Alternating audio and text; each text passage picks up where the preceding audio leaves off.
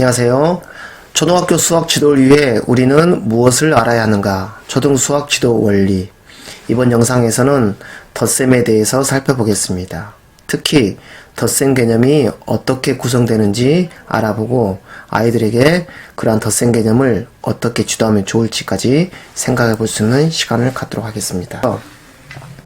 인간이 개념을 어떻게 구성하는지 그 메커니즘을 각자 살펴보겠습니다. 예를 들어서 여러분은 사과에 대한 개념을 다 가지고 있을 것입니다. 여러분 머릿속에 사과를 한번 떠올려 보세요. 그것이 뭐 그림이든 뭐가 떠올리겠죠? 그것이 바로 여러분이 가지고 있는 사과의 개념이 되겠습니다. 그러면 여러분의 사과의 개념은 어떠한 과정을 거쳐 구성되었을까요? 네, 그렇습니다. 인간이 어떤 개념을 구성하는 이 사유작용을 우리는 추상화라고 알고 있습니다. 추상화라는 것은 여러 가지 대상들 중에서 공통적인 속성을 추출하여 구성한 아이디어다. 이렇게 알고 있습니다. 그럼 사과라는 개념은 어떻게 구성될까요? 그렇습니다. 우리 주변에는 많은 사과가 있습니다. 시장에 있는 사과, 먹었던 사과, 홍옥, 사과가 있습니다. 부사. 그러면은 우리는 오감을 통해서 이 사과를 관찰을 하게 됩니다. 그래서 관찰 결과로부터 그것들의 공통점을 추출하게 되죠. 사과는 둥글다, 붓다, 파란 사과도 있습니다만은 이런 전형적인 공통점을 추출해서 우리는 사과라는 개념을 구성합니다. 그래서 우리 뇌에는 사과라는 이 개념은 인지심량에 따르면 두 가지의 표상 형태로 저장됐다고 합니다.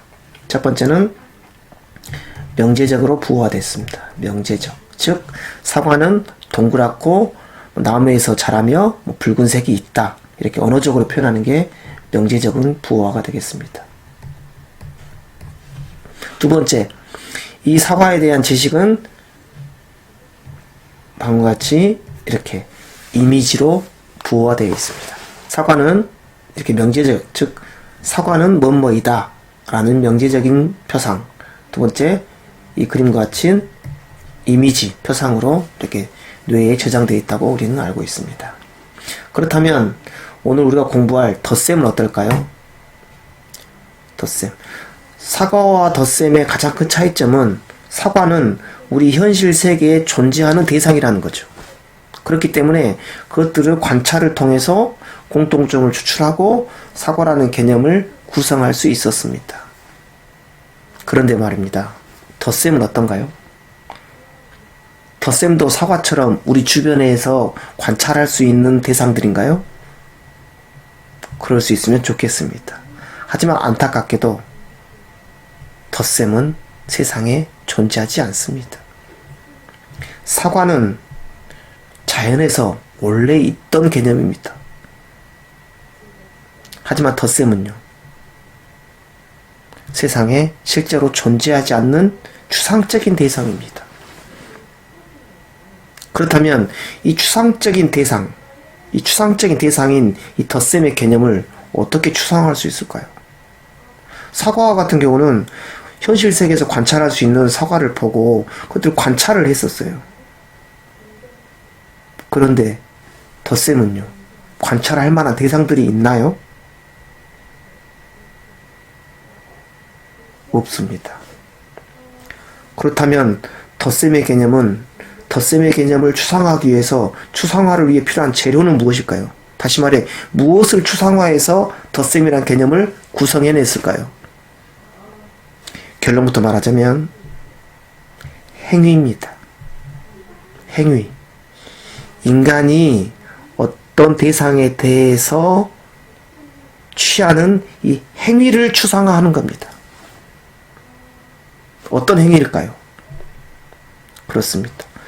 A라는 양과 두 개라는 양을 결합하는 행위, 또는 A라는 양에 B라는 양을 첨가하는 행위, 이 두 가지 행위를 추상화해서 구성된 것이 바로 덧셈이라는 개념입니다. 핵심은 행위입니다. 그래서 덧셈, 뺄셈, 곱셈, 나눗셈, 미분, 이러한 수학적 개념을 우리는 조작적 개념이라 합니다. 어떤 구체적인 행위의 조작을 통해서 형성되었다는 거죠. 이 점을 꼭 기억하셔야 됩니다.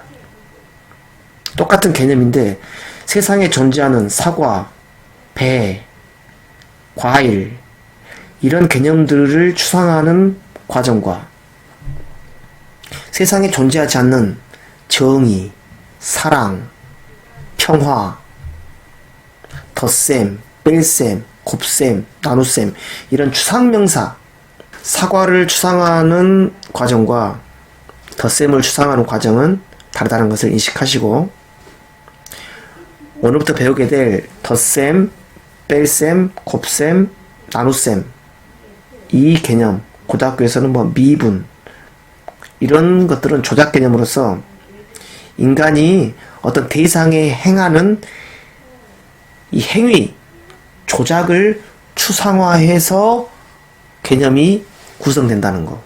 그 점을 꼭 기억하셨으면 좋겠습니다. 그럼 지금부터 우리가 아이들로 하여금 어떤 행위, 어떤 조작을 하게 하고 그것들을 추상화해서 개념을 구성할 것인지를 살펴보는 게 오늘 강의의 목적이겠습니다. 덧셈 개념 어디서 오는가? 정답은 행위, 조작의 추상화라고 보시면 됩니다. 여러 가지 행위를 하게 하고 그것들 간의 공통점 추출해서 그것들을 기호화한다.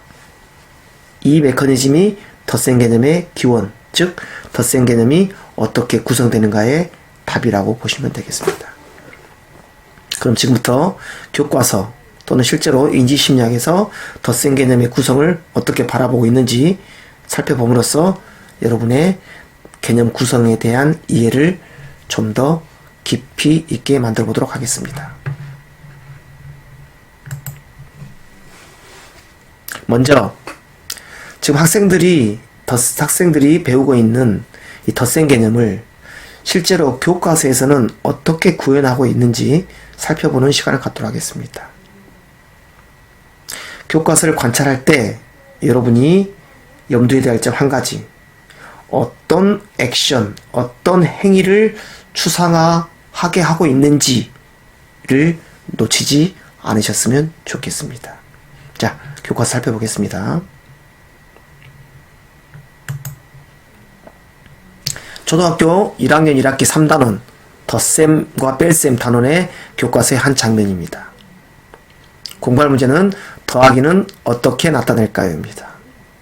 여러분이 주목할 점은 이 주사위 1번, 주사위 2번입니다. 과연 1번과 2번에 포함된 행위는 무엇일까? 한번 관찰해 보시기 바랍니다. 관람열차에 3명이 타고 있습니다. 한 명이 다가오고 있네요. 어떤 행위가 포함되어 있습니까? 그림만 봐서는 명확하지가 않습니다. 1학년 학생들은 아직 한글 미해득 상태이기 때문에 교과서에, 특히 1학년 수학 교과서에서는 가급적 언어적인 진술을 사용하지 않도록 하면서 교과서를 구성했습니다. 그래서 보시면은 긴 글이 없습니다. 그래서 이 상황들을 이해하기 위해서 위에 제가 문장으로 된 문제, 즉 문장제를 써놨습니다. 같이 한번 읽어보겠습니다. 처음에 3명이 기차에 앉아 있었다. 3명이라는 양이 있습니다. 조금 있다가 한 명이 더 탔나 봅니다. 더 탔다. 한 명이 탔나 보죠. 이렇게 탔다. 지금 버스에는 몇 명이 있을까? 이 상황입니다. 그러면은 여기에 제시된 문장제와 이 상황에서 포함된 행위는 무엇일까요? 행위는 무엇일까요? 네, 그렇습니다. 처음에 3명이 있었습니다. 처음에 3명이 있었어요. 조금 있다가 한 명이 더 탔습니다. 더 탔어요. 여기서 행위는 뭔가요? 행위는 뭔가요? 한 명이 더 탄 행위죠. 즉 추가되고 첨가된 행위입니다. 첨가. 여기서 행위는 처음 3이라는 최초 양에 조금 있다가 일이라는 양이 추가되는, 더해지는, 첨가되는, 추가되는, 증가되는 액션이 숨어져 있는 겁니다. 그러면 우린 이 상황을 3 더하기 1이라고 씁니다. 그랬을 때 이 더하기, 이 덧셈은 어떤 행위를 나타낸 건가요? 그렇습니다. 위 그림에서 이 화살표와 이 그림이 바로 덧셈입니다. 제가 모두에 말했듯이 덧셈, 뺄셈, 곱셈, 나눗셈은 어떤 행위를 추상화해서 구성했다 그러죠. 이때의 행위는 하나의 양을 추가하는 것, 증가시키는 것, 더하는 것. 이 행위를 추상화해서 덧셈이라는 개념을 만들어진다고 보면 되겠습니다. 이해하셨습니까? 자, 이번에는 두 번째 그림 보시겠습니다. 연못 밖에 4마리가 있네요. 연못 안에 3마리가 있네요. 오리는 모두 몇 마리입니까? 모두 몇 마리인지 알려면 어떻게 해야 되겠죠? 그렇습니다. 어떤 행위가 필요하죠? 모두 몇 마리인지 알기 위해서 어떤 행위가 필요하죠? 한번 직접 손으로 한번 해보세요. 그렇습니다. 여기 넷이라는 양과 셋이라는 양을 어떻게 해요? 결합해야 되죠. 결합하는 행위가 필요한 겁니다. 결합하는 행위. 그래서 초등수학에서는 이러한 행위를 우리는 결합하는 행위, 이것은 연합, 결합, 그래서 합병이라고 합니다. 합병한다. 물론 아이들에게 합병한다는 의미는 사용하지 않습니다. 근데 합병한다고 말합니다. 그 다음 요 기차 문제는요. 기차 문제는 최초 양의 3이라는 양의 두 번째 양을 어떻게 했어요? 첨가했죠. 그래서 주사위 1번 같은 상황은 첨가의 의미가 있죠. 주사위 2번의 상황은요. 그래요. 합병, 결합의 의미가 있죠. 즉, 그 의미는 결국 행동에서 나타난 거죠. 기차에 3명 타 있었다. 한 명이 더 탔다. 첨가된 거죠. 이 액션을 추가해서 추상화해서 더하기 1이라는 개념이 만들어진 거죠. 오리가 4마리 있었다. 3마리 있었다. 모두 몇 마리인가를 위해서는 결합을 해야겠죠. 이때 덧셈은 뭐예요? 결합하는 행위입니다. 결국 덧셈이란 것은 주사 1번에서처럼 첨가하는 행위, 결합하는 행위를 추상화해서 구성된 것이 바로 덧셈 개념이랍니다. 이해하셨습니까? 그러면 우리가 덧셈을 지도할 때 초점을 맞춰야 할 건 뭘까요? 그렇습니다. 다양한 행위를 하게 하고 그것들에 대해서 공통점을 추출하고 그것들을 덧셈 개념으로 연결시켜주는 게 교사의 역할입니다. 문제를 푸는 게 중요하지 않은 겁니다. 덧셈이 이루어지는 상황이 이 두 가지 상황만 있는 거 아니잖아요. 덧셈이 이루어지는 다양한 상황을 제시해서 그것들을 행위로 나타나게 하고 그것들 간에 공통점을 추출해서 덧셈으로 약속해 줘야 되는 거죠.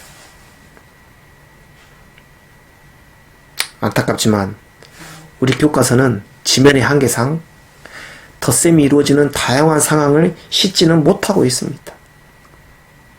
안타깝지만 관람기차 3명이 앉아있고 한 명이 타는 이 행위 하나를 가지고 어떤 덧셈 개념을 추상화할 수 있겠습니까?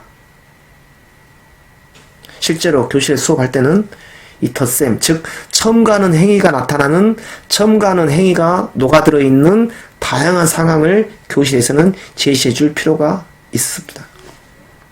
또한 두 양을 결합하는 행위가 녹아있는 용해되어 있는 다양한 상황을 아이들과 함께 경험해 볼 필요가 있습니다.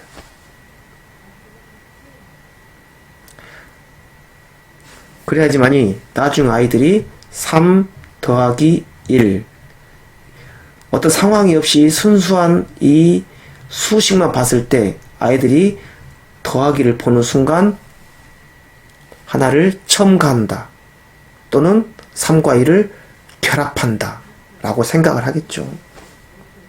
그래야지 전략도 만들어지겠죠.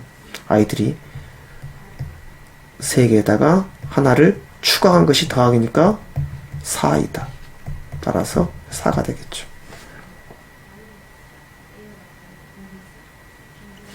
행동을 추상화한다. 행위를 추상화한다. 이 개념 꼭 기억하셨으면 좋겠습니다.